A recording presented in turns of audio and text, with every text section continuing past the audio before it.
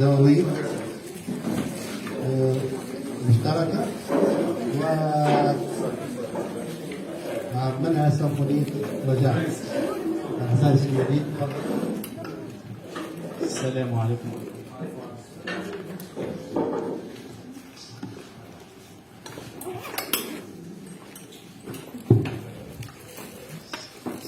السلام عليكم.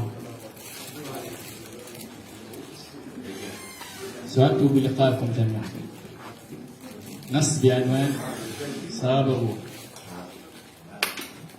ذات بوح نطق القلم، تكلم الصمت، حروف متمردة تحبو فوق سطور الأوراق، تتشكل عبارات الشوق ككرة ثلج تلسع أنامل طفل يتيم، تحترق أصابع الليل لتضيء وحشتي، أقذف من خدود القمر وردة أعطر بها ثغر زمني، تبثق من صدر الفجر تنهيدة الآه، أحتسي وجعي، يدغدغ الحنين شرياني الممزق، أكتشف جرعات الأسى مع مرارة الدمع، أكتشف جرعات الأسى مع مرارة الدمع، أطارد أفكاري في ذاكرتي، أطارد أفكاري في ذاكرتي، تذوب الحروف فوق جسر الشفاه، أتراجع